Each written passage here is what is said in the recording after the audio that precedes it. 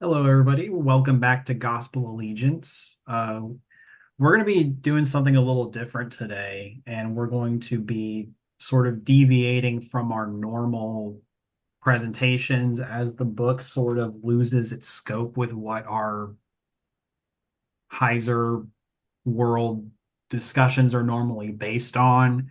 Mm. As we've reached a point in the book of Matthew Bates's Gospel Allegiance where he wants to begin discussing, or I should say, like defending, um, the soteriology of the Jesus is King axiomatic system.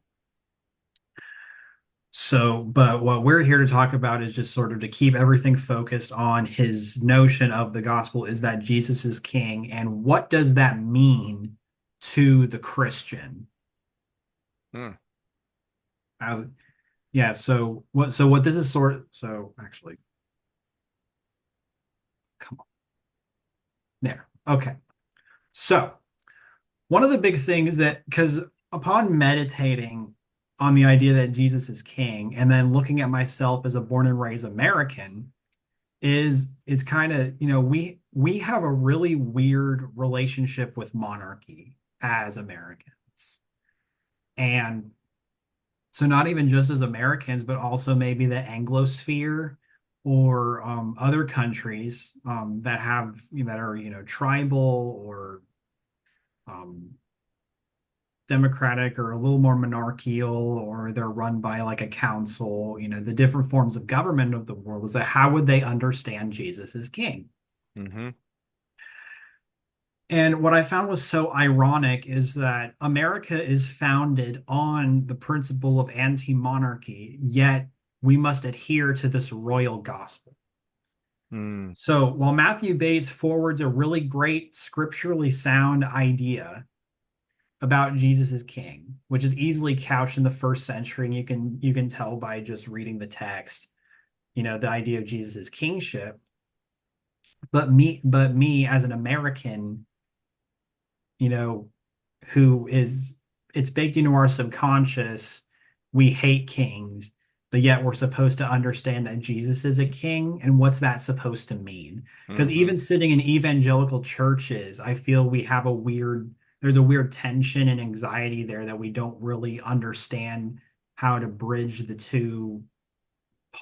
two polar opposite ideas. Now, as a matter of fact, we're very inclined to chase the other path, which is to force our form of government republicanism onto the kingdom of God, aka, oh gee, I'm now a Presbyterian and I've got, all sorts of votes and so forth, that things that are going on. Well, we're going to discuss that, Larry. Don't get too far ahead of me. Okay. But yeah, but we'll hit that when we come to it. The picture is absolutely priceless, man. I love it. Did you Oh do yeah. that yourself? No, I just found this on the internet. I just said like Jesus president, and it gave me this. Oh, that's awesome. I like that. Right. I mean, one can dream, right? Yep. Now, given American history, and how it has come to us, and sort of around the founding of the country and everything, is that do like Whiggish, liberal Democrat Americans even understand the concept Jesus is king? Mm.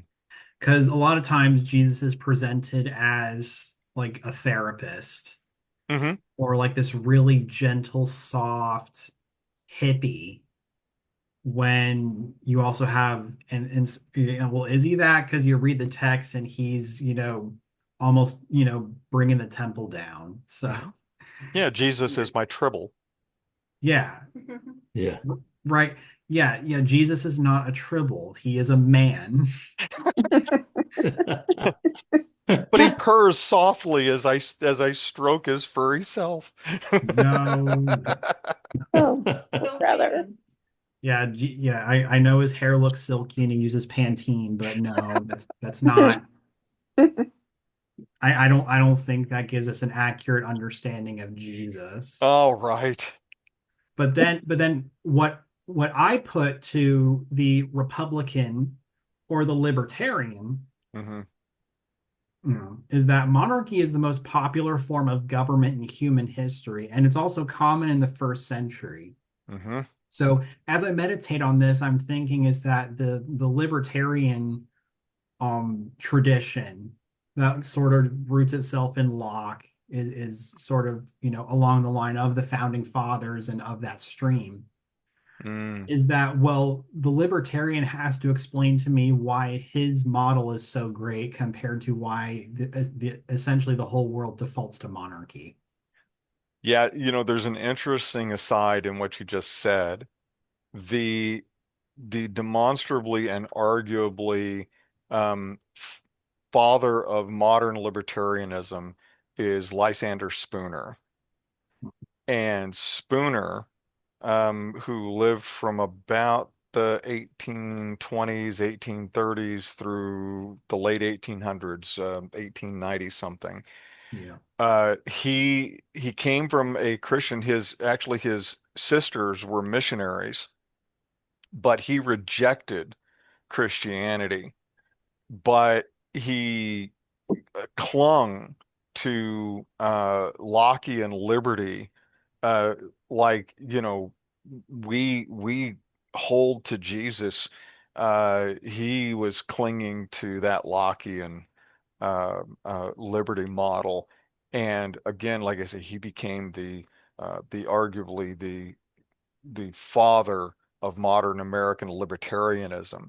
So the interesting thing as you make that point, and what I'm really trying to communicate by giving that background, is that you can be 100% sold out for libertarian liberty and personal choice and blah, blah, blah, all that amounts to, and utterly reject Jesus. Oh yeah, because even a lot of the principles we hold to, like if you read the Declaration of the Rights of Man and Citizen, it has the non-aggression principle right there. Mm-hmm. Mm-hmm. And we know the French Republic was atheistic, Mm-hmm. which is also like a huge self-own because it's that, oh well, we haven't tried an atheist government yet that's rational and it would work so much better than a Christian one. So Mm-hmm. well, okay, well, go talk to Robespierre because that's what they did. Mm-hmm. We already tried the atheist government and it did not work. Mm-hmm. Yep. And look where they are today. Oh yeah, look where the French are today. It's a disaster where France is right now. Oh, But absolutely. Yeah, back to our topic here. I correct. appreciate I appreciate your aside there, Larry, because that further contextualizes a lot of this. Because even when I was in high school and I discovered Alex Jones exists Mm-hmm. and I was getting radicalized. Um, yeah, it's that I started to adopt libertarianism, but I also didn't read other systems. Mm-hmm. So the more you read, the more you think about it, the more the wisdom comes Mm-hmm. over time. So I've kind of matured out of it. I don't know, but I'm good for discussion Mm-hmm. all the time because I certainly don't have all the answers, and in my 30 years of wisdom, in my almost 30 years of wisdom, Mm-hmm. you know. Mm-hmm. You have a bigger pile than most, brother. Don't sell yourself short. I know. But our big question is that do Americans not understand Christianity as originally intended? Because especially with Jesus paralleling himself to the Son of Man Baranosh in Daniel 7, Mm. approaching the Ancient of Days and receiving a crown, a scepter, and dominion over the material cosmos. Mm-hmm. And I use the word cosmos, it's a Greek word that pretty much translates to the material universe. And I use it because N.T. Wright uses that, and I thought it's so telling. It's like to know exactly what it means. So you don't think that cosmos would also include the unseen spiritual realms as well? Is that just material? Well, the context that I've seen it in, it normally means like the material universe, like Mm-hmm. the aesthetic sensory world. But I mean, we'd have to look at the context of the passage because I think it's just a given Okay. that when you get the divine nature, you're operating in the spirit, for lack of a better term, the spirit world, or like the noetic realm, Okay. the Yeah, I was just immaterial curious because world. I've been using the word cosmos a lot, and I've been using it in the sense of heaven and earth as Well, yeah, opposed it to could very well mean that too, depending okay. on context. Yeah. I'd have to go back and do a word study, but Sure. pretty much, Okay. yeah, That's an yeah, aside. yeah. The point remains that Jesus is king over material and immaterial, Mm-hmm. which is the point of the Gospels. Mm-hmm. So, but him giving a king is that he's not made, the head of a senate. He's Mm, not, which would be like a divine council position. He's not, mm, no, he is the ruling monarch of reality, mm-hmm. material and immaterial. And there's no separation of powers. No, not really, because he's it. That's Like, it. like, That's like, exactly right. well, if you go back to our picture, is that's him on the throne ruling the universe right there. The world's in his hand, Yep. Yep. and there's this cross on top of it. Yeah. That's what that signifies.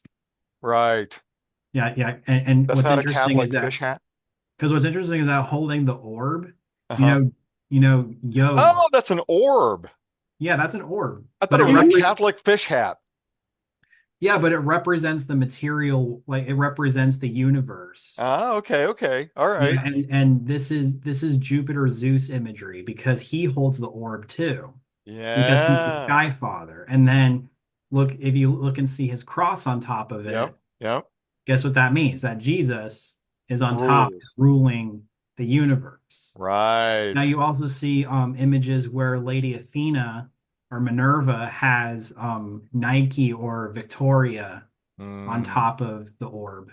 mm, So wisdom has victory over the world. Hmm. But wisdom literature and being linked to Jesus and John and there's a whole tradition for that. So they're kind of one mm, and the same, but all the same. So that just even holding the orb like this with the scepter, a sign of his power, holding the crown, mm-hmm, that this means Jesus is the ruler and king of the universe. mm, That's mm, what that imagery is. mm. All the rest is just fancy clothes because it's befitting his royal station. Of course. Yeah, but that's what this icon signifies. Got it. Okay. That's what's being communicated in this image. Okay. And you see his attending court angels around him. Yes. Yes. Yep. All right. So moving on. So I'm going to start with Thomas Paine, this guy. And so Thomas Paine, I don't know if you guys have read American history, but Thomas Paine would pop up during the time of the American Revolution, Mhm. and he would publish this work called Common Sense, Mm-hmm. and which would be read by the colonies as sort of the like the what's the word for it? The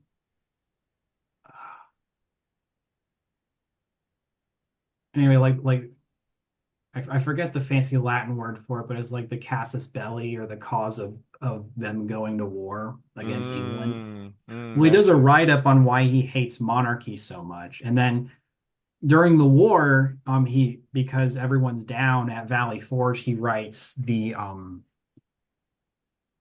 American Crisis, that pamphlet to motivate Washington's army again. And Mm, then and then after the war, he will migrate over to France and he will write this work called The Rights of Man and kick off the French Revolution. instigator. Yeah. So it's kind of rooted in this guy's ideology. And he says a lot, and I have a good deal of quotes from him here talking about it. So Mm, so in Common Sense, he speaks against monarchy in favor of a more republican system. mm-hmm. He says, yeah, because now one of his foundational principles is that he believes in the universal equality of man, which goes back to Locke and Mm-hmm. I think Rousseau, but I have to check. Um, but it sort of in man's natural state, he is like we are all equal. until something unnatural upsets this balance, which is like pride, violence, the Mm-hmm. superiority of one man over another. And then he also says that monarchy is a pagan invention. It's like, so he's one of the everything is pagan people, which is funny. Mm, Um, yeah, which corrupted the Jews and the Christians, and is derived from ancestor elder worship. mm. So that's where he derived that from, because he bases his whole case against monarchy from the Bible, because that's the stream he's in.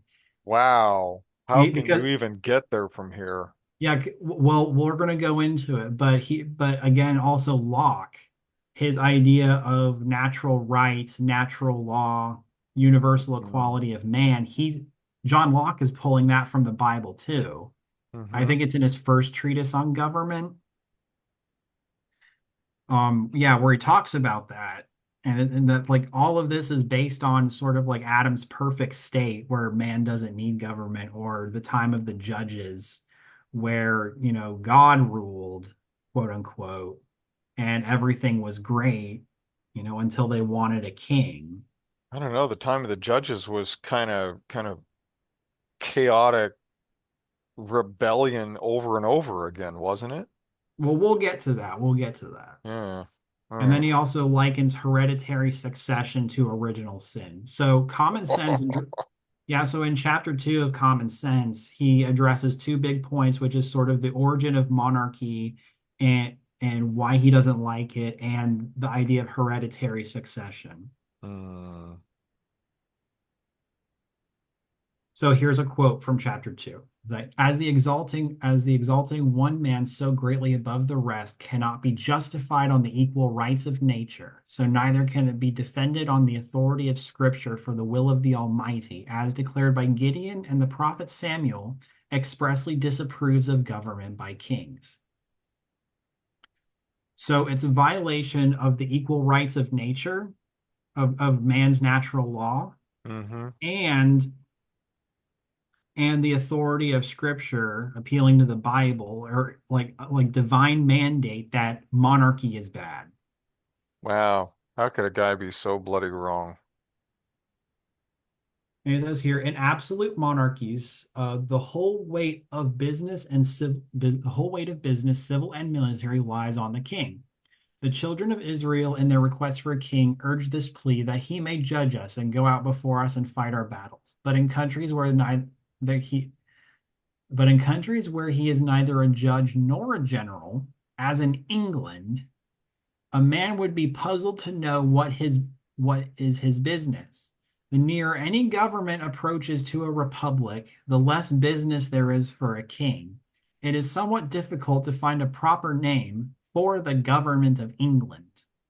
Mm, And with a side note is that with Parliament so strong, especially after the English Civil War and the Restoration, um, and the king doesn't really, he kind of administers the state, but most of the power lies in the hands of the prime minister and parliament.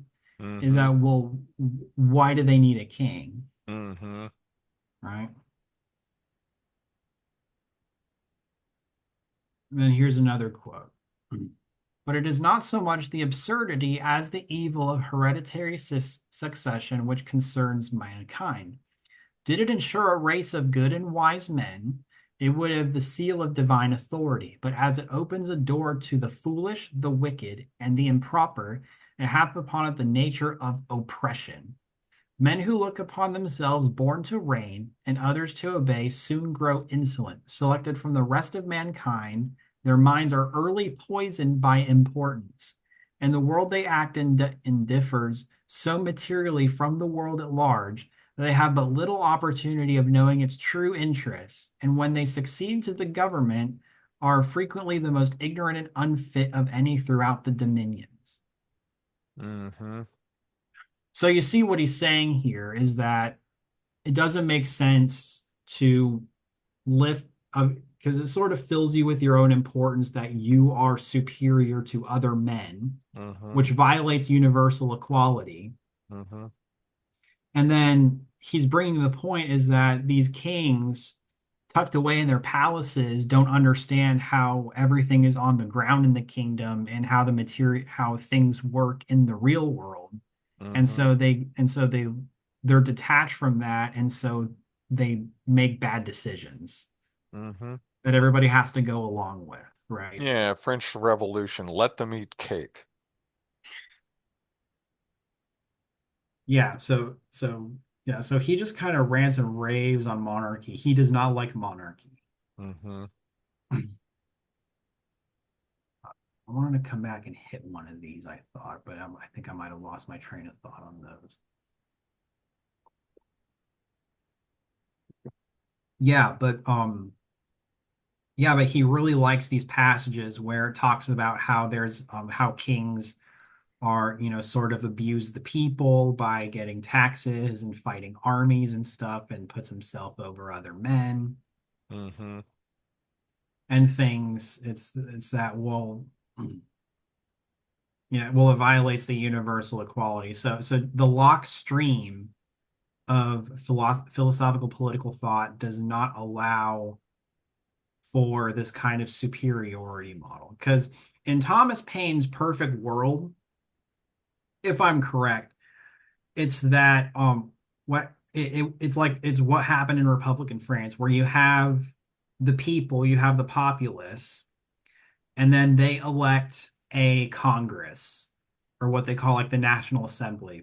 And Mm-hmm. this National Assembly is directly voted, and not only voted into power, but also is 100% accountable to the people for absolutely anything they do. Any legislation that they put forward, they have to consult the group. They have to consult the people. Mm-hmm. So, which kind of brings a question about how the American system works, is because our politicians can make and pass legislation without consulting us Mm-hmm. in Washington on a federal level. Mm-hmm. Now, if we were to if we were to use that model here in America, pretty much every bill that goes through Congress and the Senate and the president, they have to hold like a statewide referendum, something like a national election, Mm-hmm. every time they want to put a bill through. So like an army act, or putting a budget through or stuff, like, yeah, they are 100%, they don't do anything outside of the will of the people, because the purpose of government is to serve the will of the people. That's what Paine is pushing. Mm-hmm. Yeah. But then you see how, what the public doesn't know what they want, but they just kind of flail in any direction they feel at the moment. And Yeah. so that's why there has to be a check for that. And so John Adams wrote this really smart letter on his thoughts on government, is that, well, if Congress serves the will of the people, that's fine, but there needs to be a check, because mob rule will happen. Well, and this was there was an exchange of letters after the war between Madison and Jefferson. Jefferson had gone to Paris to be an ambassador, and they were letter writing back and forth to each other as they were discussing the next step in the whole business, which was the Bill of Rights. And in that discussion, the two of them talked about the tyranny of the majority. And so you're right. There's two outgrowths of the whole democratic, even the diffusion of republicanism drags you into the arena of you either have a public that is so confused or apathetic that they can't make a choice or don't want to make a choice, or they are so animated by it that you have 51% tyrannizing 49%. And they referred to that as the tyranny of the majority. It is the primary thing that Spooner pushed back and said he wrote a long treatise called The Constitution uh, of No Authority, I think it is what he called it. Anyway, Yeah. he basically said, okay, you guys voted for your Constitution back before I was even born. I didn't vote for it, so I don't recognize it as having any authority over my life because I didn't have any say in its creation. So he's a sovereign citizen Not a sovereign citizen. because they make that argument. They do make that argument, and he is where they get that argument from. Oh, for Pete's sake. But he didn't fully he didn't take it to its ultimate extreme, which was none of you have the right to tell me what to do. He bent his will finally to, okay, you've got the guns and the power, you can throw me in prison, so I guess I'm going to do this, but just let me publicly state to all of you that I'm doing this under duress. I'm not doing this willingly. I'm doing it simply because you're threatening me. Oh, goodness. Yeah, That just, that's where he stood. That's where he was. oh, And as a because that matter of, makes me think about these sovereign citizens who go pick a fight with the police. yeah, And then they say all this stuff like, oh, I'm being detained. Oh, I'm being oppressed. sure. Yeah. Yeah. All the, Yeah. So, but that was Spooner, and this is why Spooner is referred to as the father of modern libertarianism. And sovereign citizens are just the outward wacko edge of pure libertarianism. yeah. So anyway, Yeah. Yeah, but back to what you said on the tyranny of the majority, yes. because we even see that within our own voting system, Hmm. how, the public is sort of because the public will be short-sighted and self-indulgent, Hmm. and then because the key to power is just giving the people what they want all the time, Hmm. it keeps you in power and makes you popular, but it's not what the people need. So That it's is yeah, exactly the point yeah. that So it's Madison like and it's Jefferson like the made. mom giving the kid all the candy he wants, so he doesn't, kick seats on the plane, Hmm. and he still acts out, and you have to find some way to placate that, Hmm. and then you don't give them what you finally don't give them what they want. They throw a tantrum, and that's like a revolt Correct. or some kind of riot that will Correct. happen. Yes. But yeah, and so especially John Adams is that there needs to be a check for that because that's what people will do. Hmm. Yeah.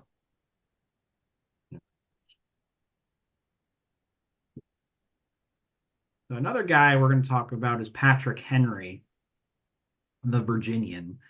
He's famous for his Liberty or Death speech in 1776, and if I am correct, he is a son of Liberty, Hmm. or he was associated with the group, so he was supporting Boston and what they were doing. So Yes. his speech comes on the heels of His Majesty's troops occupying Boston to restore order in wake of all the Sons of Liberty activity.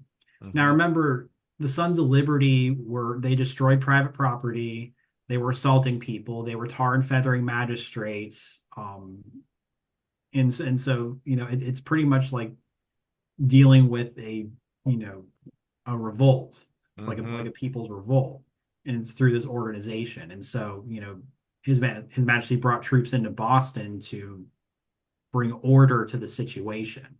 Hmm. So in his speech, he will, yeah, so in his Liberty or Death speech, he's going to call for the American Revolution. And he viewed it as a struggle, viewed it as a struggle of men for their natural rights against an oppressive tyrant who seeks to take it away from them. Hmm. Yeah, because he mentions the Quartering Act, he mentions, the different taxes, he Hmm. mentions all this stuff, and he saw it as, a violation of their natural liberty. So I feel he's in the Locke tradition, um, but he's also just really mad. Yes. Yeah, because his job is to write. Yeah, because what he was doing, if you read the speech, he's really trying to appeal to the emotions and rile up the crowd, Hmm. to help Virginia secede.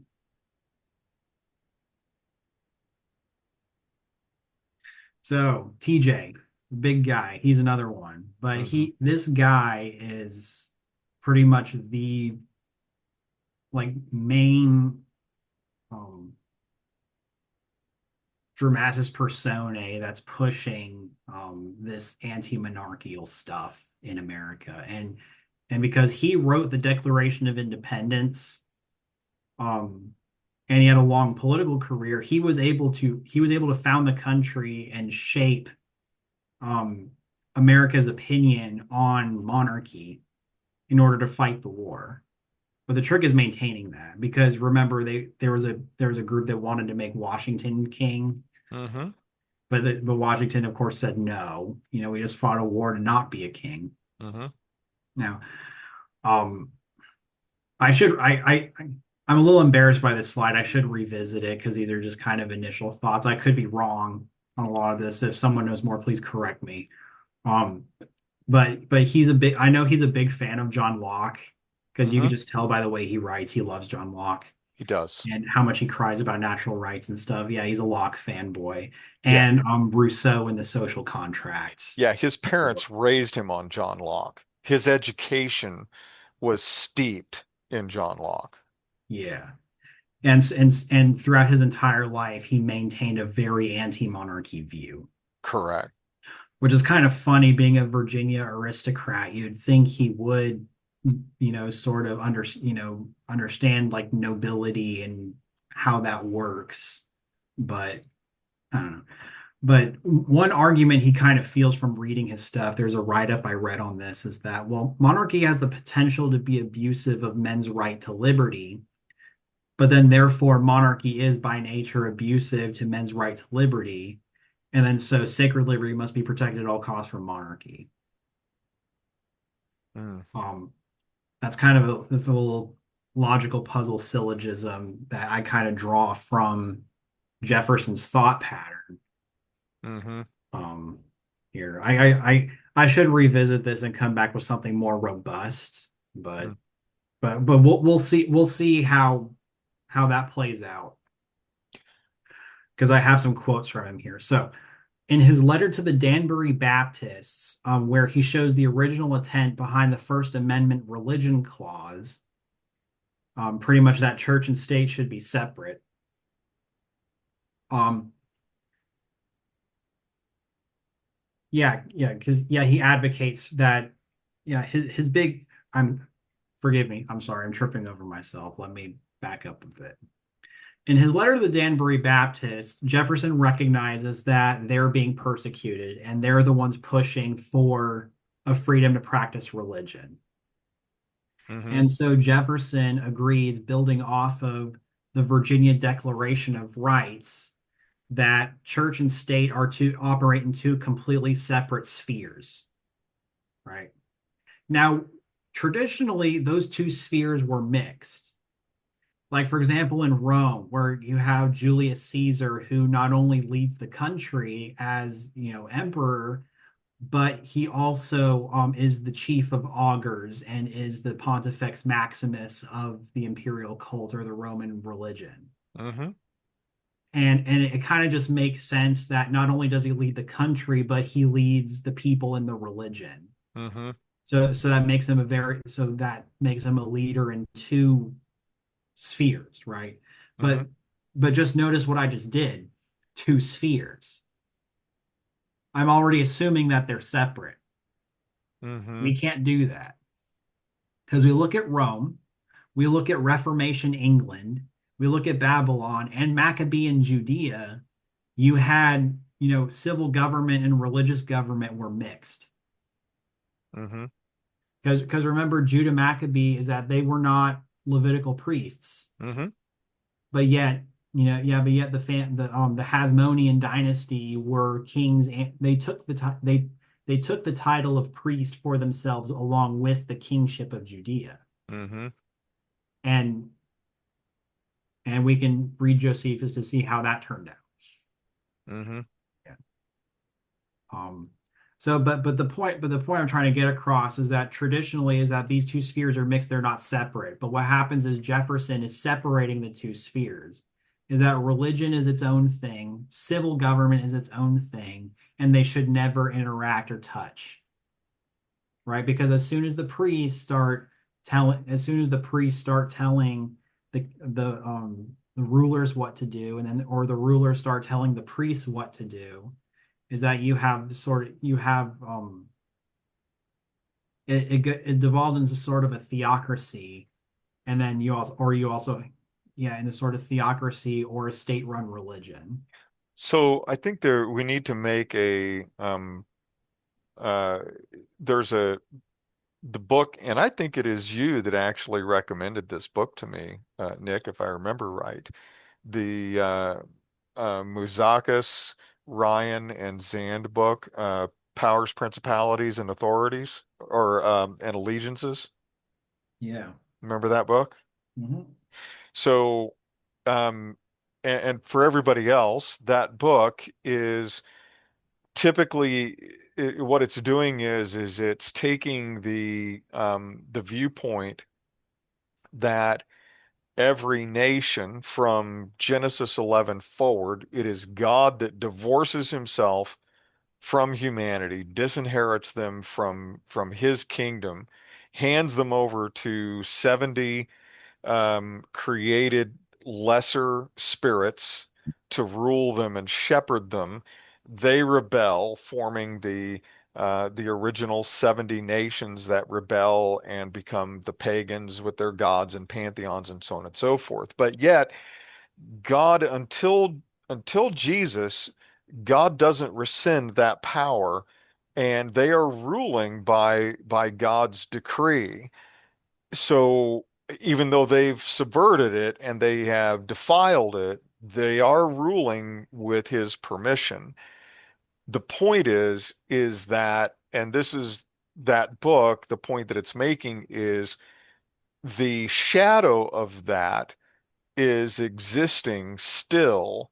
This is the kingdoms that we are person by person dismantling by going and rescuing human beings out of those kingdoms.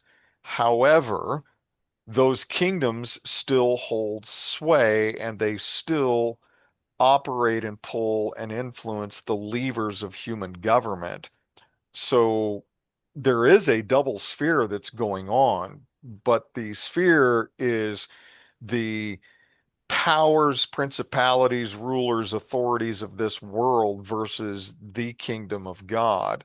And really, the issue that is being addressed here that you're talking about with Jefferson is how, and it's a little bit of the brilliance of these founding fathers, truth be known. I don't think they could articulate it this way. But part of their brilliance was, yes, we're going to do two things to try and address the evils of government, because in their mind, government wasn't evil. With that, I can agree because it's devolution in Genesis chapter 11. But their brilliance was twofold. One was to take that government and reduce it to a thing as small as they could possibly get it, and to depend upon human beings to properly govern themselves within view of Christ and the kingdom of the Lord. And then where men had to be involved in human government as small as they could make that government, which is exactly what Jefferson wanted. Somebody had quoted Jefferson or expressed Jefferson's feelings in the 1920s. They said Jefferson was looking for a government that was barely breathing. And that's true.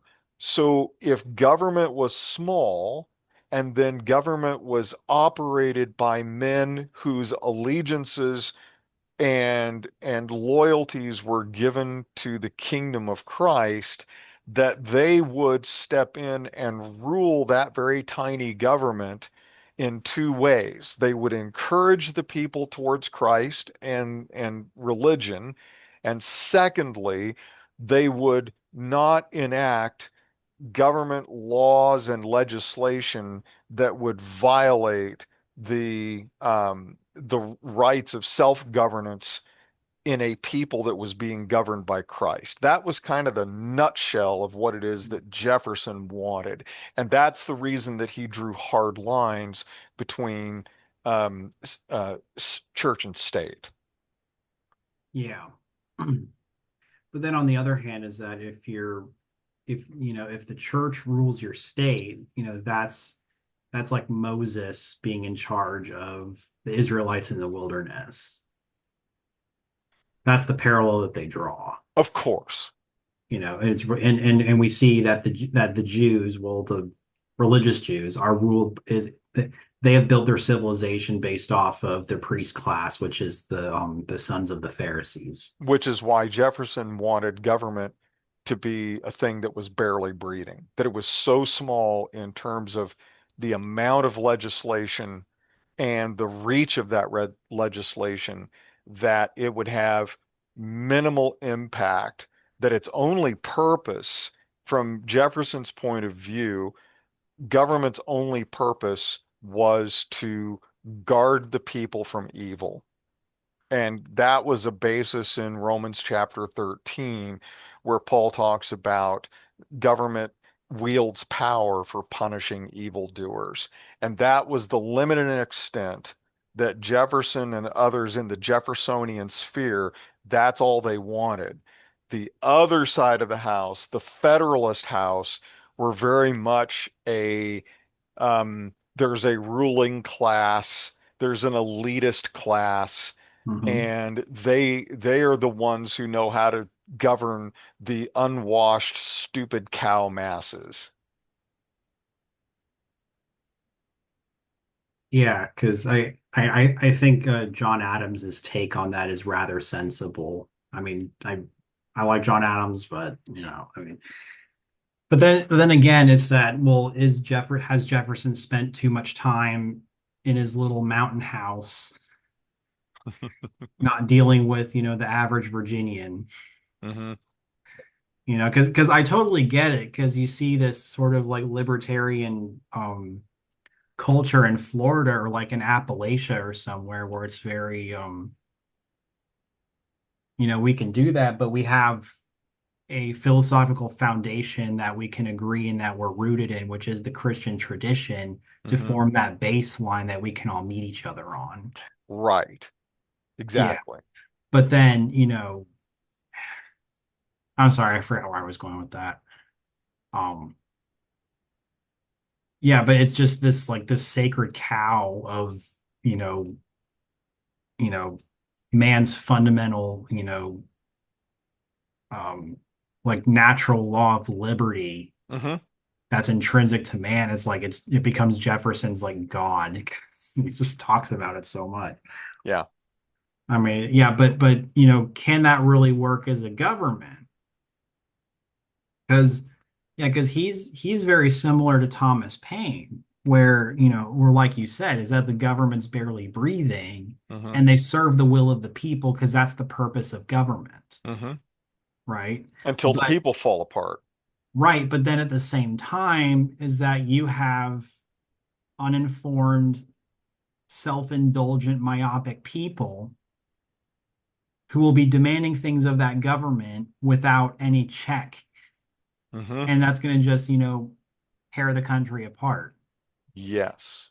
right? It just collapsed. The whole model just collapses. Yeah. So, yeah. And we're going to get into well, yeah, actually, this next quote here talks about, early federalism and what he thought of it. So, in Jefferson's letter here to Philip Mazzei, dated 24th April 1796, he's talking about the Federalist Party in the context here, but he says, in place of that noble love and liberty and republican government which carried us triumphantly through the war, an Anglican, monarchical, and aristocratical party has sprung up whose avowed object is to draw us over the substance as they have already done in the forms of British government. Hmm. So so what happens with the Federalists, which oddly enough, most of them come from New England, believe it or not, Hmm. is that they're trying to federalize the government, which is where there's the federal government pays off the state's debts for the war. you have a unified monetary system, and you have a stronger central government. Mm-hmm. Jefferson says, no, we don't want a strong central government. We want, business as usual, just under new management. Mm-hmm.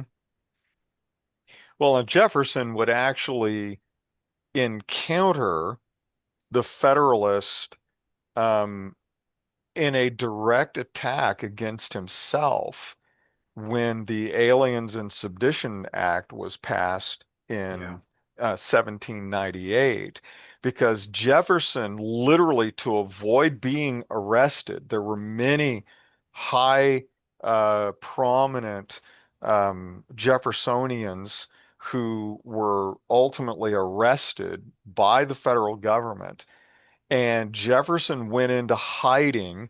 And what I mean by that is he wrote publicly about the evils of the Aliens and Seditions Acts of 1798, but he did so anonymously because he was calculating that if he wrote publicly, that even his prominence and position as one of the founders writing the Constitution and so on and so forth, that he himself would be jailed by these people.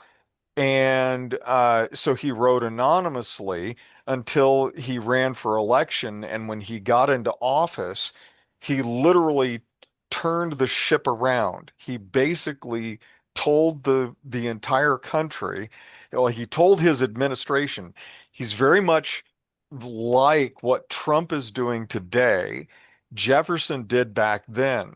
The Alien Sedition Act was still on the books when he became president, I think in 1800.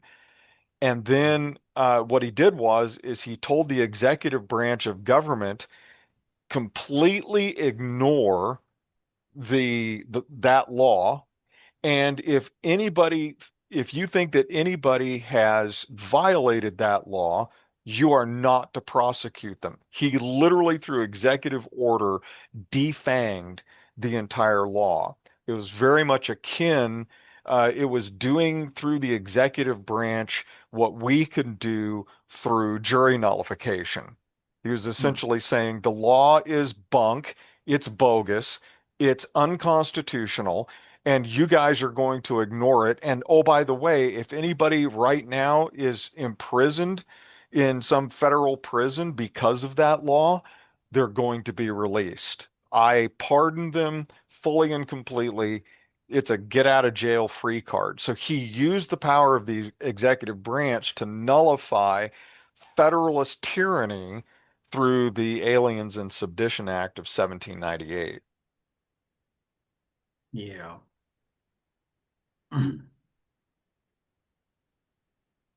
Yeah, so because even just from this text alone, you can see that he feels like he's a soldier trying to stop, British monarchy and nobility, Mhm.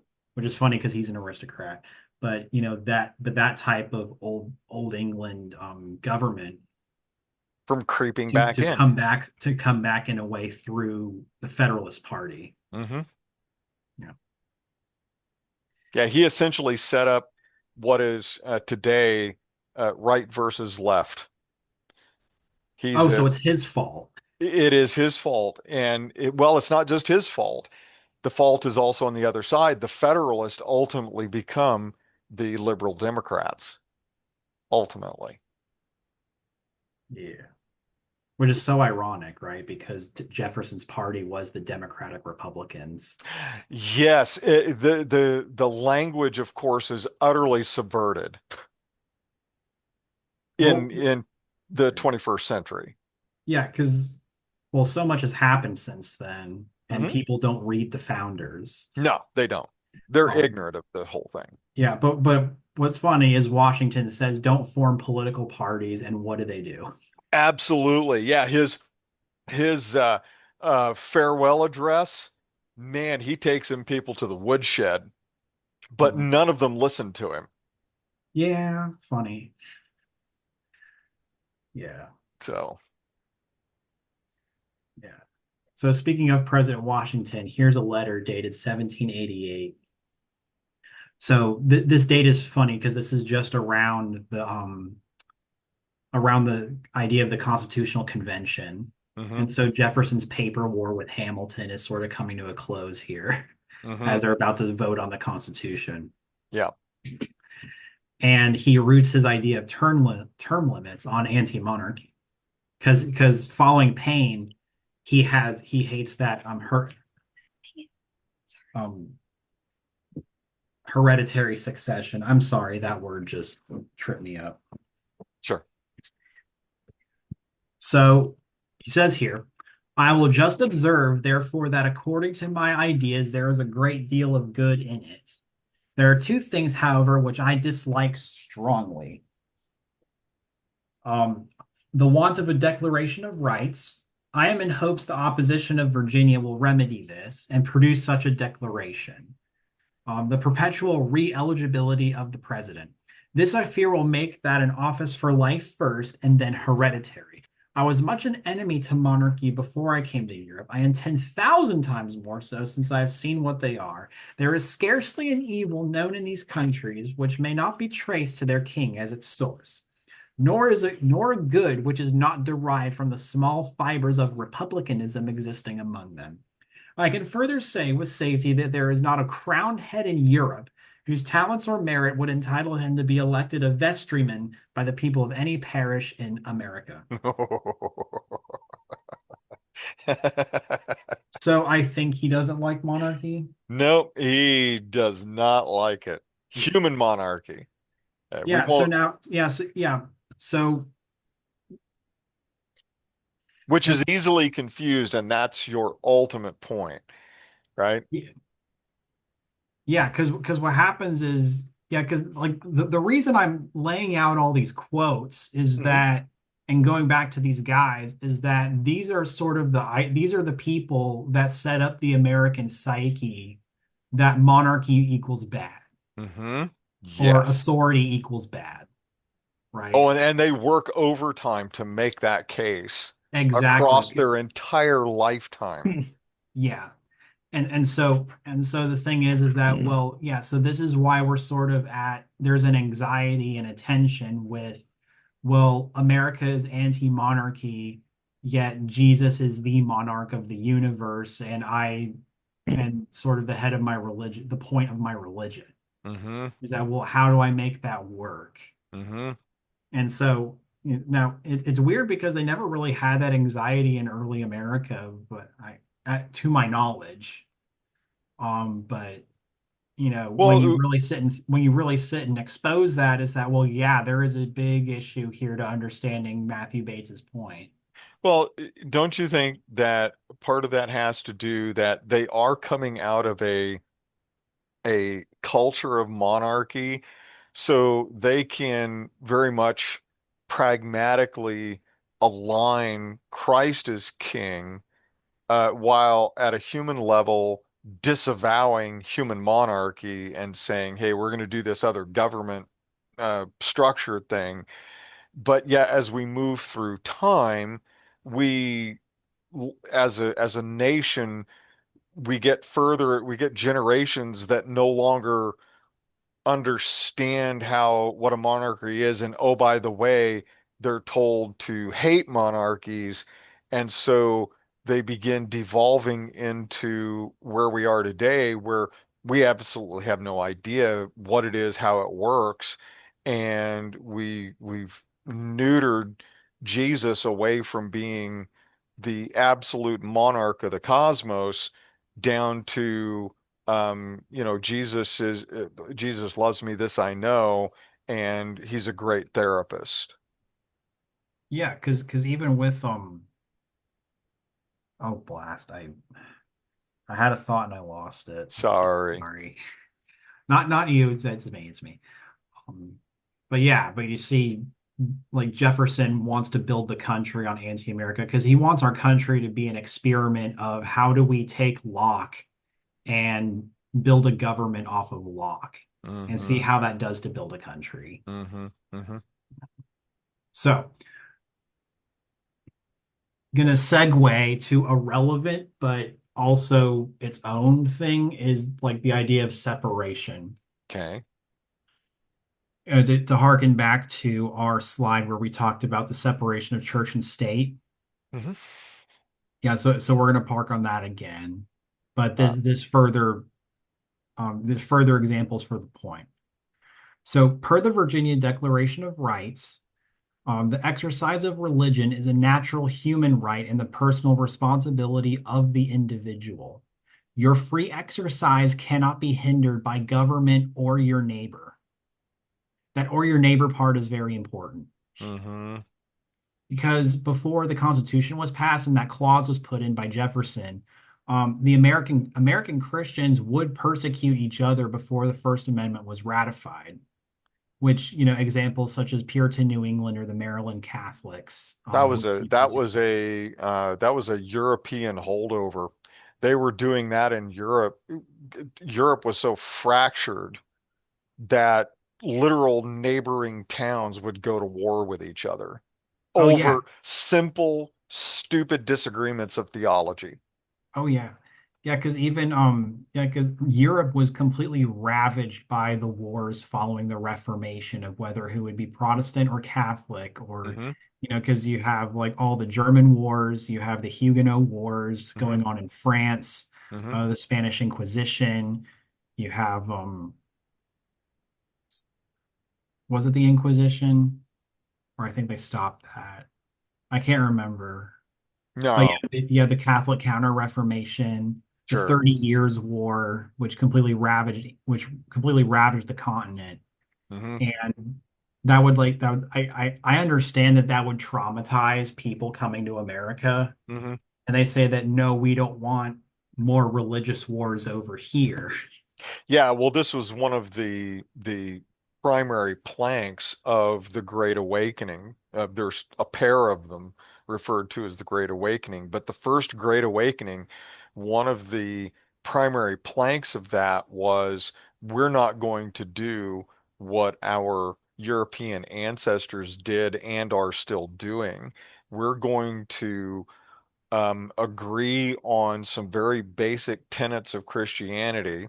We're going to be at peace with one another around those, and we're simply going to peacefully agree to disagree on everything else. Yeah, because you see the crowd that's drifting towards the Lewis mere Christianity stuff. Hmm. Like, yeah, Matthew Bates is one of those. William Lane Craig is famous for that. Hmm. Yeah, because you see, is that we're trying to. I mean, we're not sort of liberalizing Christianity, but at the same time, it's that we don't want to have sectarian conflict like that again, Correct. right? Yeah. You know, so now with religious freedom, right, of church and state operating in two separate spheres, right? And it's up to the individual. Hmm. Well, well, again, that means if you have free exercise of religion from government or neighbor, and it's viewed as a fundamental human right recognized in America and France, well, that means you as a Christian have to tolerate Church of Satan. You have to tolerate Scientology. Hmm. You have to tolerate Mormonism. You have to torture, yeah, Wicca, neo-pagans, Hmm. all of them, Hmm. because they have a fundamental human right of free exercise. Hmm. And Hmm. the thing is they desire an equal playing field, to maintain this right, Hmm. you know.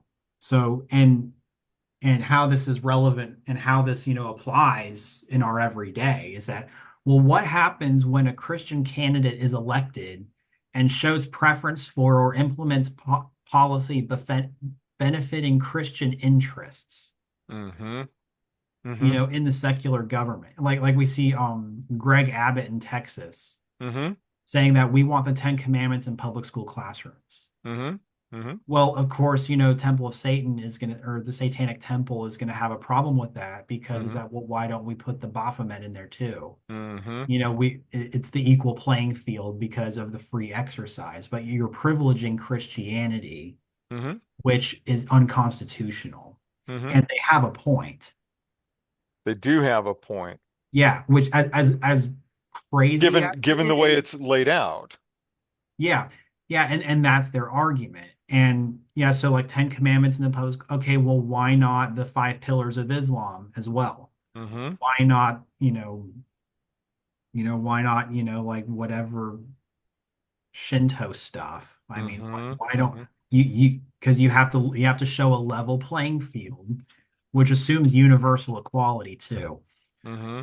Or stuff, or even other stuff like the anti-abortion, public prayer, Zionism. I mean, I don't Mm-hmm. understand why anti-abortion is exclusively a Christian thing when it's a I like life thing. Mm-hmm. But yeah, but again, the point remains, it's that you elect a Christian into office and all he does is pass legislation and policy showing preference and privilege to Christianity over the other religions. Mm-hmm. Well, is that violating the free exercise clause of the Constitution? Mm-hmm. Because church and state are not to mix In the for the present American. environment. Yeah. So that's where this discussion comes up all the time. And I get it. I totally get it. Mm-hmm. Well, I personally prefer Christian stuff, and Mm-hmm. I think you guys do too. But the point remains, America can't be doing that if we are to maintain this universal equality union idea Mm-hmm. that every religion can be practiced here. And by every religion, I mean every religion. Mm-hmm. Yeah. And this. Until the majority flips. When the majority flips, when the unbelievers outweigh the believers, then the unbelievers get to do what the believers were doing before. Because the reason Christian, outwardly, publicly Christian men and women could be elected into office is because the dominant um, uh, sphere of the society was Christian oriented. But once that diminishes, and once you have the unbelievers who uh, come in and they represent the majority, suddenly they hold the power. Now you start getting into the realm of they get to make the rules, and one of their greatest rules is, yeah, Christians can do whatever they want to do, just like they used to let us do what we want to do. But now we're going to go further and we're going to silence them. And we will take all steps necessary to silence them, including shooting them in the neck. Here's an example of a historical example of that is when Ohio kicked out the Mormons. Yes. Yeah, when Ohio kicked out the Mormons, and you had the state legislator and the people of Ohio like assaulting and about to shoot Mormons to run them out of the state because they did not want Mormons there. Right. Yeah, so Mormons had to leave the Kirtland Temple, and they couldn't worship there, and so they ended up moving to Utah Right. eventually because it took Well, them. and when they got to Utah, the federal government told them that they could no longer practice polygamy because if they kept Mm. practicing polygamy, they were going to confiscate the entire state away from them. Oh yeah, So but they but suddenly got a brand new revelation that polygamy was wrong, and they shoved polygamy into a very minor few who practiced it in the shadows, and they still do. because with that, yeah, but what happens is Mormonism had like a full 50 years before they would stop doing polygamy. Hmm. And but now those legislations against polygamy, are they unconstitutional because they were meant to attack and persecute Mormons? Right. Because that Exactly. violates the free exercise clause. Yep. As weird as it is, that's protected by the Constitution. So those should have been challenged and not on the floor. But because America was very strong Christian, of course they were going to push that through. But so's the point, it's that when church and state sort of mix together, or when you get Christian candidates who use the secular government to push Christian interests, this is where it gets really muddy. Is that, well, is America a Christian country? Well, no, it's a secular country, but a lot of Christians tend to live here, which translates into a Christian electorate, which will vote for their interests. So it's like if Mormons wanted to vote for no coffee in Utah, Mm-hmm. no coffee, no sodas, no beer, nothing. Like you just get water and Jello. Well, With no sugar. right. It's like, yeah, we don't want Mountain Dew. Yeah, all sodas are hereby banned in Mormon country. Well, what about the non-Mormons that live in Salt Lake City that, hey, I really like a Coke? Like, Exactly. nope, not gonna Nope. happen. So yeah, but that's them voting in their interests Mm-hmm. because they also control the electorate. Mm-hmm. I mean, we're watching that now in Dearborn, Michigan. Mm-hmm. Oh, absolutely. Yeah, yeah. Yeah. In Hamtramck, they elected yeah, the Democrats elected a fully Muslim city council, and they immediately banned gay pride flags on government buildings, Yep. which was the funniest thing to watch them just cope with that. Yep. But is that, but that's the religion of Islam. Mm-hmm. Like just because they're an American just because they're a minority in America doesn't mean they're on your side. Because if Muslims had their druthers, it would look like Iran. Yes. Hmm.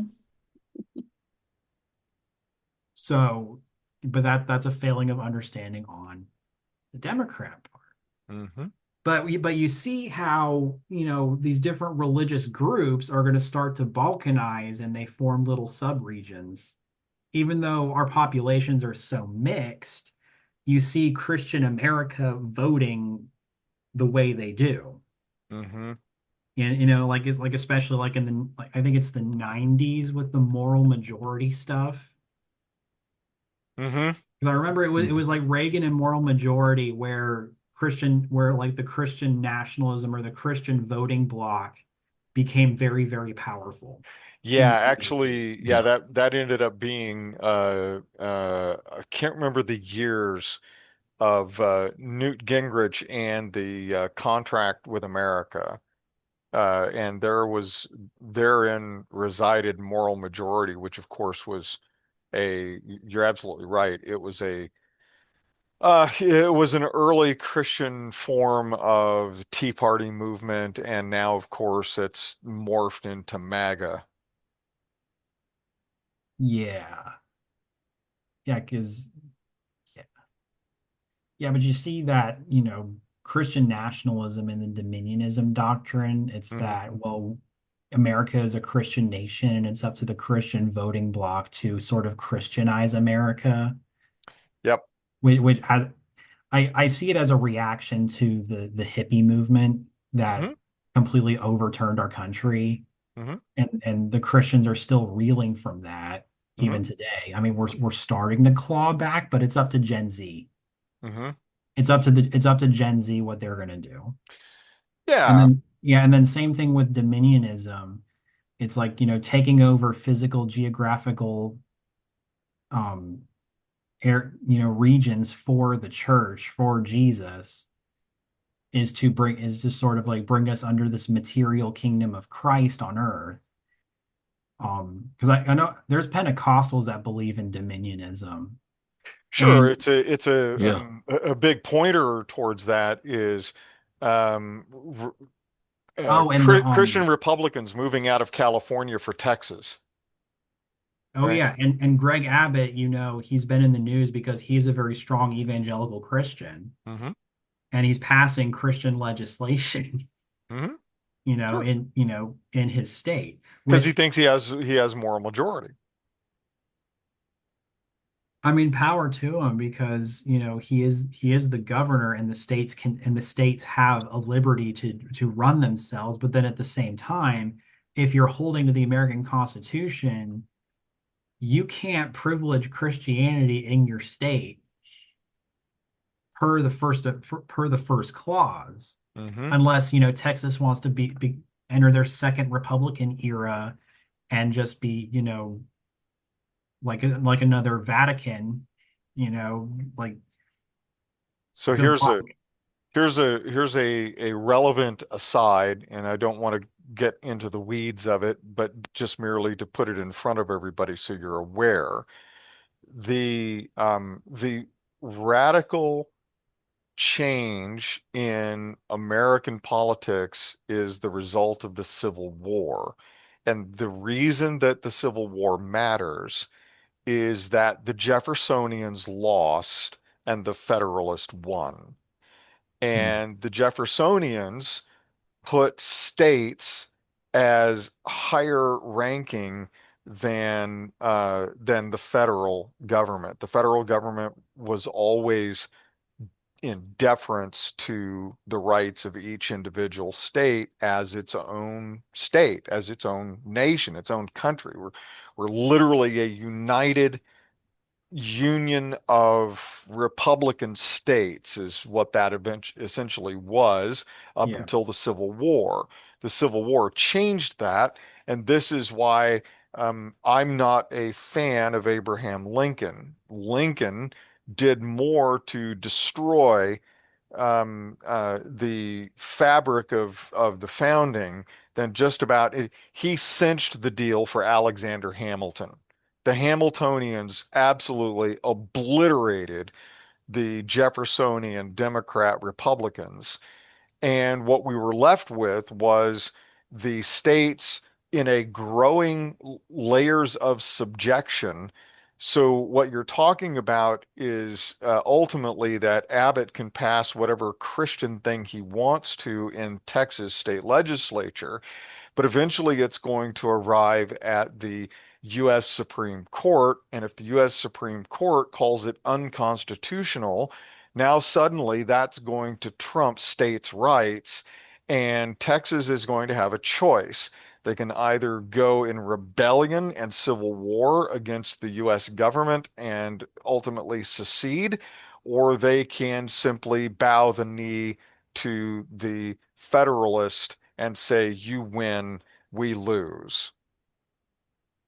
And Yeah, because their only hope is that there's enough like-minded, quote unquote, Christians in the rest of the nation through that Republican representation model that will pass legislation and tell the Supreme Court to pound sand.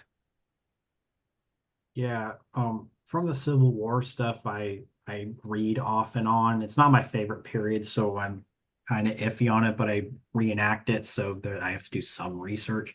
Hmm. But from what I'm reading, like at least the political angle of it, I feel that there's an element of the Confederacy um role playing the American Revolution again. Correct. Because and another point of topic is that these Southerners or the Confederacy, those who well, organized and fought for the Confederacy, Hmm. is that they are the same guys who resisted the Cavaliers in the English Civil War. Yes, Yeah, absolutely. which is so wild because it's that same conflict where you have a strong centralized government, or you have like a more group check Hmm. on the king, Hmm. in favor of that, or to Yep. depower the king in favor of the people and like a Congress. Hmm. It's that it's those same groups that go head to head in the English Civil War, the American Revolution, and the American Civil War. Yeah. So again, I don't want to take you away from your primary point and get Yeah. lost in the weeds. I Yes. merely wanted to uh, put in our minds and the people who will perhaps listen to this in the future that there is a thread that winds itself from pre-revolutionary days all the way back to John Locke, and even before that. Locke is a product of the English Civil War, but the point is there are threads that wind their way all the way through to this very day. And we keep fighting the same battles over and over again. And I think the battle that we have allowed and perhaps was never strongly on the plate anyway, is that the responsibility for maintaining whatever good was in the Jeffersonian republicanism ideals, the only hope that was ever there was for the church to do its job.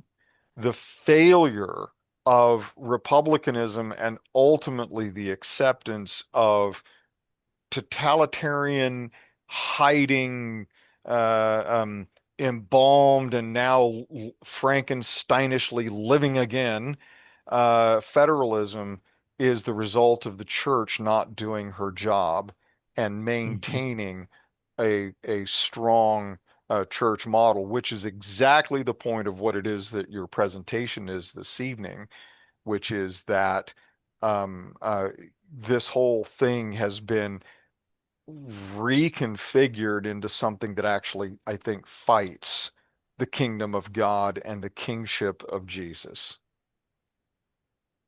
Yeah.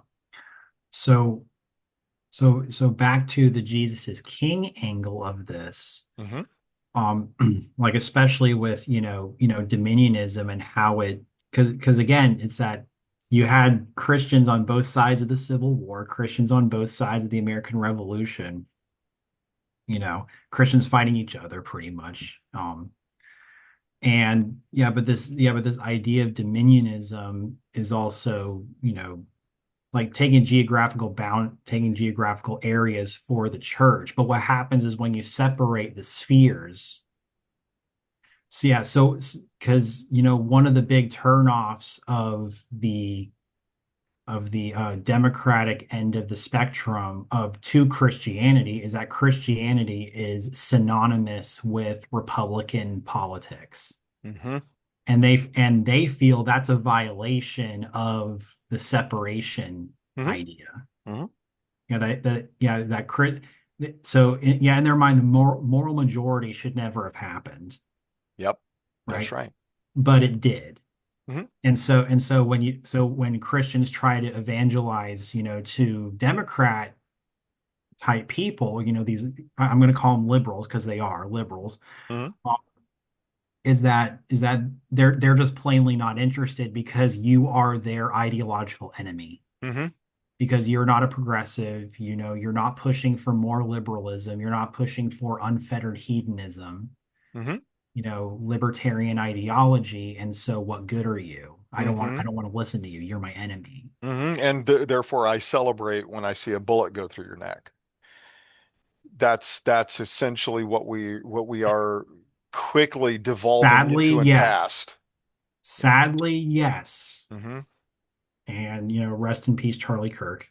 Of course. Um, but you see how, when those spheres mix and Hmm. our country was founded on those spheres being separate, you see how this creates a lot of violent tension between two groups. Hmm.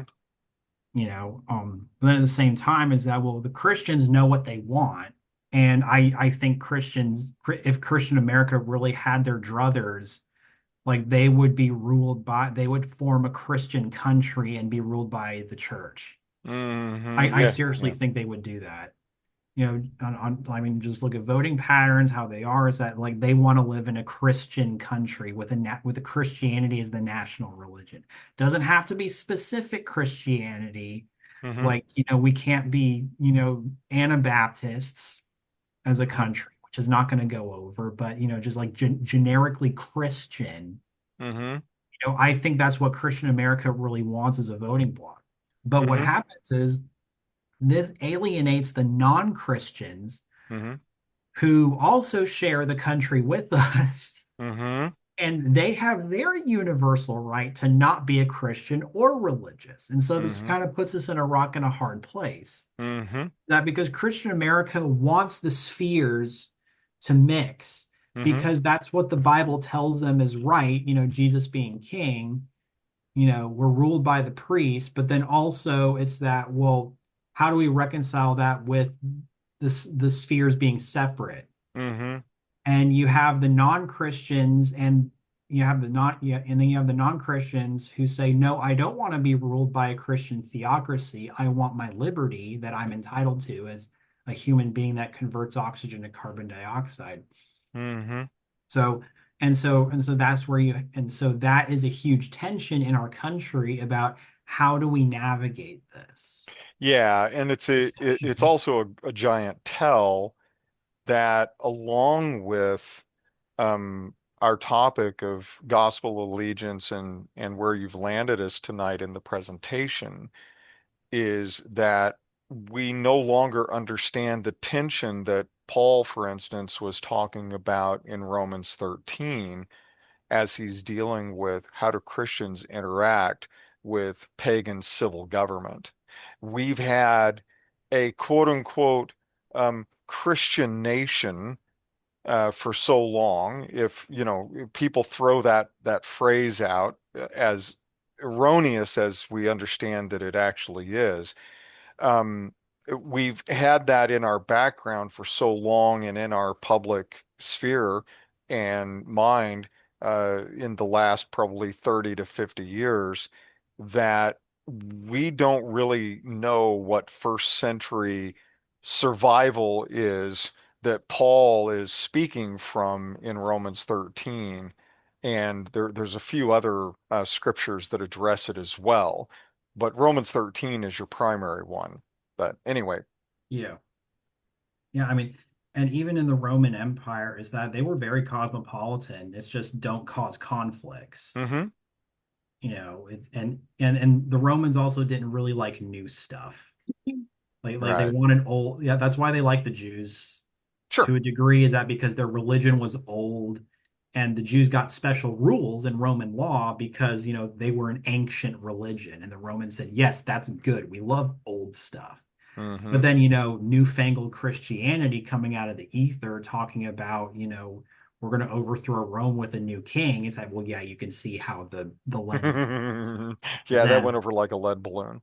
yeah, and especially with the trauma of like the zealot movement, Yep. doing terrorism everywhere. And is that, Yep. yeah, I can understand Rome's reaction. Sure. They take it as a threat. It had on the Christian end, it sounded like they had the potential to violate the Pax Romana, Hmm. Hmm. but they didn't really. The Jewish zealots violated Pax Romana, but I don't really see the Christians doing that. Mm. But it was also kind of hard to deal with them too, but that's out of our scope here today. Got it. That's right. So, personal thoughts that I have. Um, we're nearing the end of the presentation, and we can get to discussion and questions. I Sure. I know my chat's dinging up here. I'll get to that. Don't worry. So, America by design is anti-monarchical, but the thing is, this notion bleeds into our subconscious. And as Hmm. I think about, especially like the German National Socialist Workers' Party, arising in Germany, and it becomes a buzzword these days, Hmm. even though no one knows what German National Workers Socialist Party actually Really is. means. You know, Yeah. they just throw it around, but there's a fear surrounding that. Hmm. And is that, Nazis scare Americans chiefly by the notion of absolute authority in the hands of the government and not the people. Hmm. Only secondarily do we complain about the Holocaust, but it's chiefly this. Nazism, fascism, totalitarianism, authoritarianism is antithetical to republicanism and liberal democracy. Hmm. I think that, and it's the imagery, because I think that's the horror for us, is that something external tells you what to do and how to live your life. Yes. And that's a violation of our natural liberty, Jefferson, Paine, Locke. And so therefore I have a right as a rebel, I have a right to be a rebel, a hero, to Hmm. overthrow that oppressor so Hmm. I can be free even if it kills me. and Yes. and so even our favorite movies and books in America is that just retell that same narrative pretty much everywhere you go. Hmm.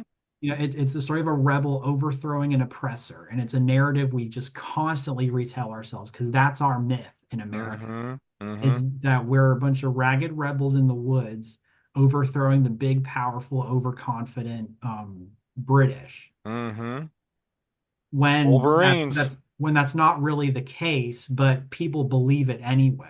Mm-hmm. And when I volunteer at historic sites and I do history, is that I have to refute this movie so many times Mm, because it's endemic to the American psyche that because this is our national myth in The Patriot.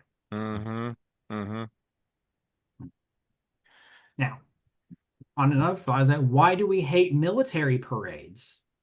Because if you remember from the Army's birthday, how lackluster it looked, Mm-hmm. and it got so much hate on it, is that it's so weird that America's doing a military parade Mm-hmm. when you see North Korea, um, National Democratic, or National German Socialist Workers Party. Mm-hmm. You see, the household cavalry here of the British Crown, Mm-hmm. or even like the Edinburgh or the Yeah, the Edinburgh military tattoo in Edinburgh. tattoo. Mm-hmm. Yeah, it's that, or even North Korea, it's that what that is not only is it it's a posturing on the world, especially with televising, but Mm-hmm. what it is it's also like a showing off of glory, power, and greatness, Mm-hmm. right? Mm-hmm. Now I'm thinking that do we hate it because it violates universal equality? And then, you have the concept of Nietzsche's last man, who in his book Thus Spake Zarathustra, he talks about this last man who's this he's weak, effete, has no initiative, no real drive. He just kind of exists and is like this soft person. He's sort of, the good times create soft men type. Mm-hmm. And then coupling this with Francis Fukuyama in his work, The End of History, talking about how this idea is that post-war and up until now, we've sort of reached the end of history where we've reached neoliberal utopia, and history ends here. Nothing else happens except just graph go up, Mm-hmm. you know, which is and that's why Nietzsche hated this last man, because it's antithetical to his Uberman Mm-hmm. archetype, of the German who's strong and who, has the will and has, drive, determination, takes what he wants, and Mm-hmm. Mm-hmm. all that. Mm-hmm. It's like just a complete gelding of men. Mm-hmm. So that's part of monarchy, because like you see the household cavalry, look at them in their armor and their horses, and they got their band playing and everyone's in step. Look at Mm-hmm. that. If you ever see the Edinburgh military tattoo, like Mm-hmm. the English do military parades all the time because it's their chance to show off. They put on their best clothes and they walk down the street, like just even in local towns, they walk down the street playing their band and the music and everyone loves it. Mm-hmm. Is it, and then there's something about that military parade and, just all of that. Well, You they've got probably 1,000 years of a history with that. It's just ingrained in who it is that they are. Yeah. Yeah, and then when America does it, it's really weird that we want to do that, Yeah. because I've seen a lot of posts and people complaining is that, well, it looks authoritarian, and they're relating it to s- you know Well, we forget we're now the vestiges of those that were in World War II are now largely dead, and nobody remembers VE Day or VJ Day. They don't remember the emotion of what it was like to have your young man survive all of that and return home and march proudly down Fifth Avenue in New York City. Girls flinging themselves at GIs just to be seen and photographed kissing them yeah, in absolute elation that this horrible war was over. And so, but Korea never captured that. Vietnam certainly, never. We got the exact opposite vitriol out of Yeah. Vietnam. And until we got to probably one of the turning points was the war, the small months-long war that I was in Panama. And Panama was kind of a turning point. And the next thing you know, we're, getting attacked by 9/11, and we've got a new axis of evil enemy, and the whole thing rises again. And so now you've got literally, as you've pointed out here, it's a perfect point. It actually has a predecessor being the hippies. The hippies are preceded by something much more insidious, but starting from that hippie movement where America's morality was torn down by hedonism, as you said earlier, suddenly America is split in two along moralistic Christian lines and the hedonistic do whatever you want, uh, you know, love, peace, and sexual anything you want. So we live in a world that we hate authority. We've been bred on hating authority, and especially now that we've been decoupled largely as a society, I think, away from Christ. Um, we have an extreme uh, we have a new hate for authority. It is a fleshly, lustful hate for authority, where before it was, I think, was something different. So, and I think this is why gospel allegiance, and I don't know where you're headed in the slide after this, but I think this is why gospel allegiance, to me at least, is so powerful. It returns an appropriate um, uh, basis for subjecting myself to authority. That there's a beautiful world of goodness that is available to each and every one of us that will bow our knee to Christ as King. And this last 3 years has reintroduced me as an American to what kingship and monarchy is all about within the goodness and the beauty and the majesty and perfection of who Jesus is.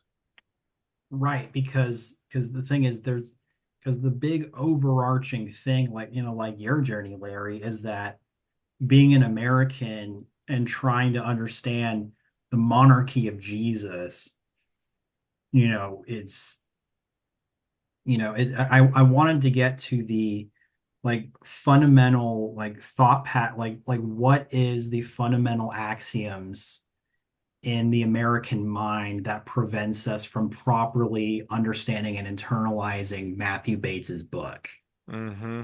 and his presentation of the royal gospel. Mm-hmm. And because I look around me and this is and I'm telling you what I see is Mm-hmm. that like Americans hate authority, Mm-hmm. they hate monarchy. Mm-hmm. It's always muff freedom, Mm-hmm.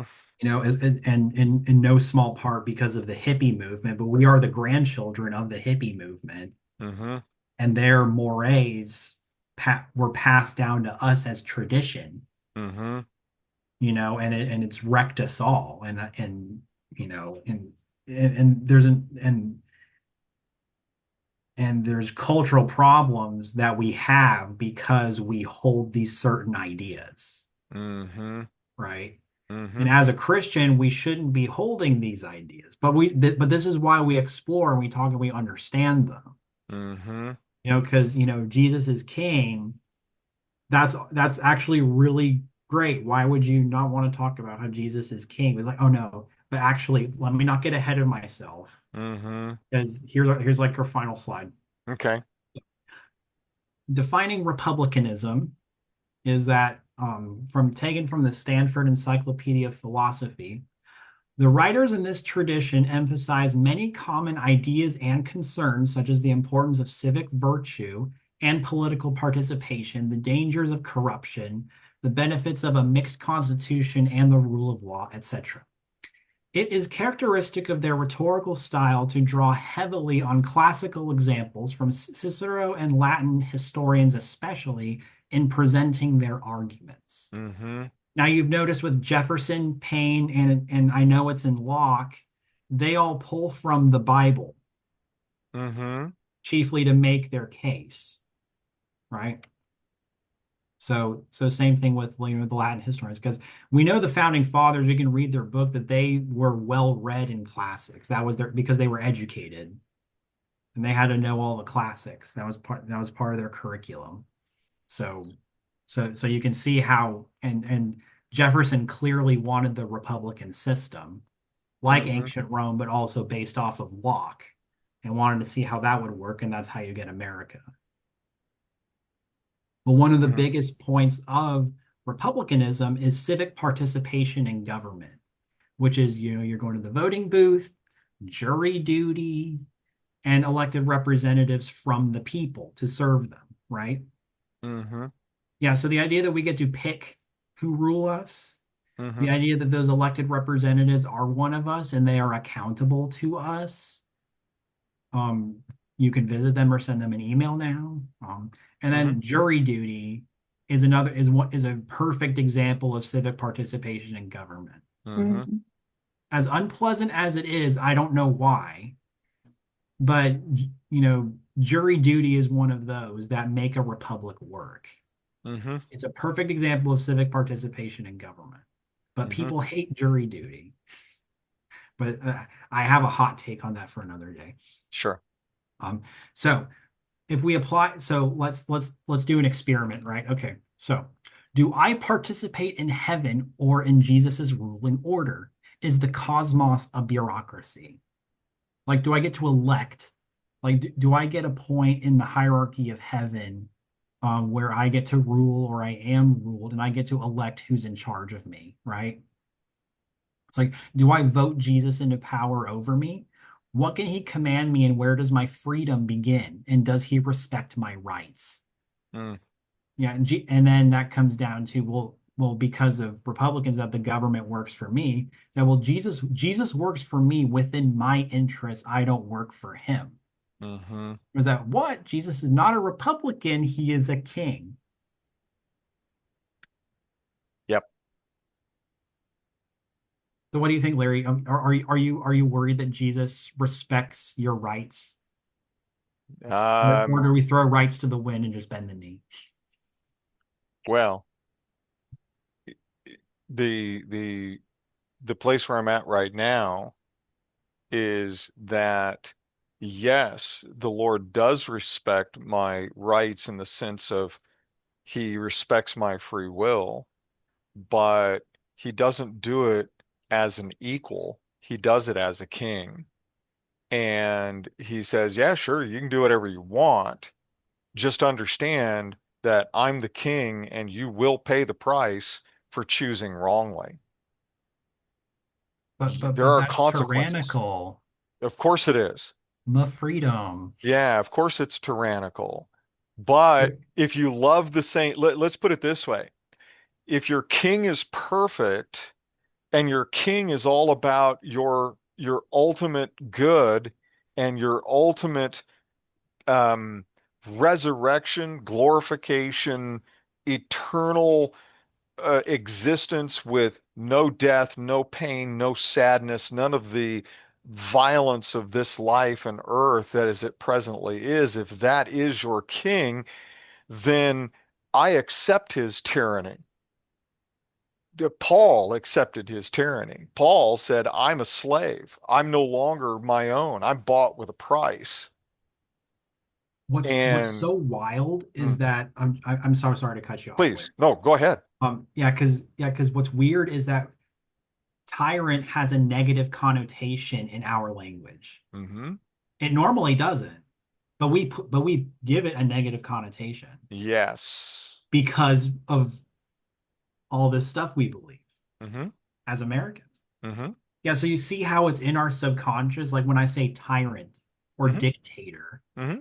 authority is like we recoil, we want Hmm. to. Hmm. But the thing is that Yeah, but the big rub is that why do we hate authority and all and monarchy, but make an exception for Jesus? Hmm. That's inconsistent. Until you bring into view the goals and the aims of the several authorities that are on deck for ruling your life. Well, yeah, because yeah, there can be corrupt examples, but then what about also the good examples? Hmm. Because we always want to think negatively or it's the whataboutism Hmm.